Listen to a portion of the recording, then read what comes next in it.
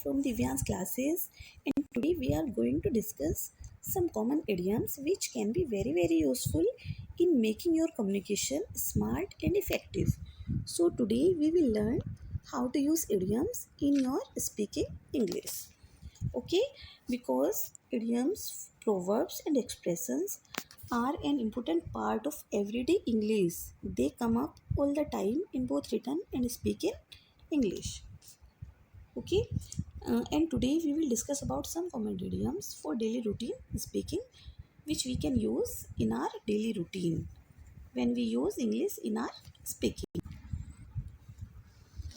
The very first idiom which we can use in our speaking, the best of both worlds. Okay, both का meaning क्या है? To, और world's का meaning यहाँ पे हम लगाएंगे अपॉर्चुनिटी. ओके, तो बेस्ट बेस्ट का मीनिंग क्या है? यूज़ करना, यानी you can enjoy two different opportunities at the same time, यानी कि एक ही टाइम में आप दो अलग अलग अवसरों का लाभ उठा सकते हैं. In another words you can say a situation where one can enjoy the advantages और बेनिफिट्स और टू डिफरेंट और कंट्रास्टिंग अपॉर्चुनिटी और things at the same time, यानी कि एक ही टाइम में दो अलग अलग अवसरों को यूज़ करना. ओके, देखिए हम इसका मीनिंग कैसे बनाते हैं, इसको मीनिंगफुल कैसे हम यूज़ कर सकते हैं अपनी लाइफ में. बाई वर्किंग पार्ट टाइम और looking after her kids 2 days a week she manage to get the best of both worlds, यानी by working part time work करके और एक हफ्ते में 2 दिन तक अपने बच्चों की देखभाल करके उसने क्या मैनेज किया? The best of both world, यानी कि सेम टाइम में दो अलग अलग अवसरों का लाभ उठाया. क्लियर? और in another way we can say you can get this item for cheap. आप इस चीज़ को चीप में सस्ते में ले सकते हो, but you will have to compromise on quality, लेकिन आपको क्वालिटी के साथ कंप्रोमाइज़ करना पड़ेगा. यानी कि अगर कोई चीज़ आप चीपली लेते हो तो आपको कंप्रोमाइज़ तो करना पड़ेगा, उसकी क्वालिटी अच्छी नहीं होगी. Okay, and you can't have the best of both worlds, यानी कि आप एक ही समय में दो अवसरों का लाभ नहीं उठा सकते. क्लियर? नेगेटिव वे में हमने इसको यूज़ किया है यहाँ पे. And in third way, I am so jealous that she gets the best of all possible worlds. She keeps eating and never gets fat. यानी कि मैं बहुत जेलस हूँ उससे क्योंकि वो ईटिंग भी करती है और वो कभी फैट भी नहीं होती है, यानी कि उसने एक ही टाइम में दो अवसरों का लाभ उठाया है. The best of both worlds, यानी कि use two different opportunities at the same time. You can students, now we will learn about another common idiom which we can use in our daily routine in English speaking. Don't judge a book by its cover. The meaning of this idiom is you should not make judgment based on appearance, यानी कि किसी भी चीज़ को बाहरी रूप से देखकर हमें उसके बारे में जजमेंट नहीं लेना चाहिए कि वो अच्छी है या बुरी.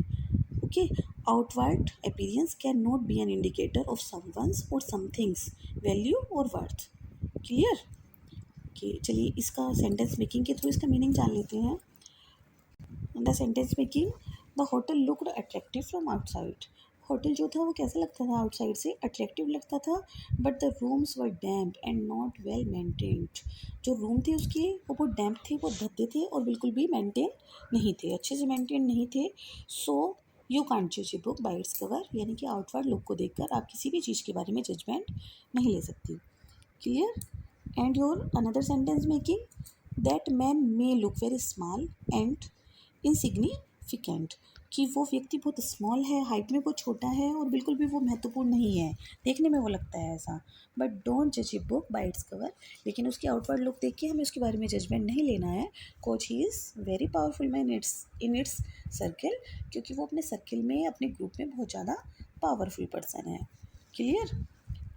One more sentence making about this idiom. Fortunately, one of the valuable lesson my parents taught me.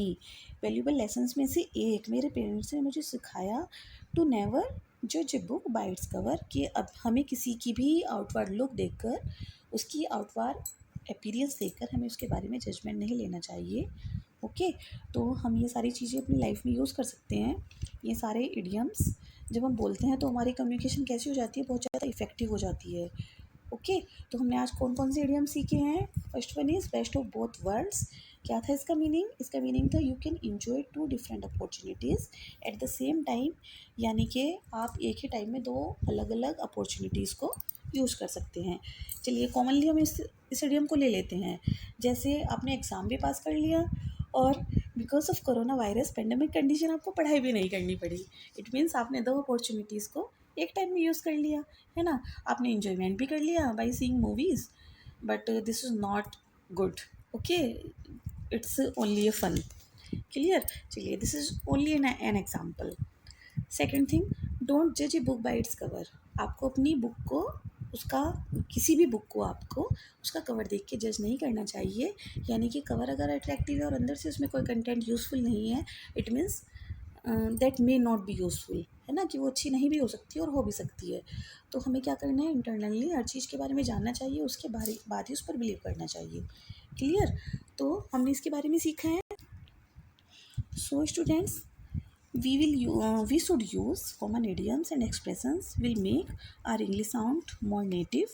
Okay, हमारी कंट्री साइड के अकॉर्डिंग हमारी इंग्लिश स्पीकिंग को स्ट्रॉन्ग करते हैं जो इडियम्स है, क्योंकि हमारी लाइफ स्टाइल जो है उसमें इडियम्स का बहुत ज़्यादा यूजेस है ना। हमारी नेटिव लैंग्वेज को मजबूत बनाते हैं। So it's a good idea to master some of these expressions, and so you can be confident using any of them, any of with idiom with native English speakers. Thank you all. Have a nice day.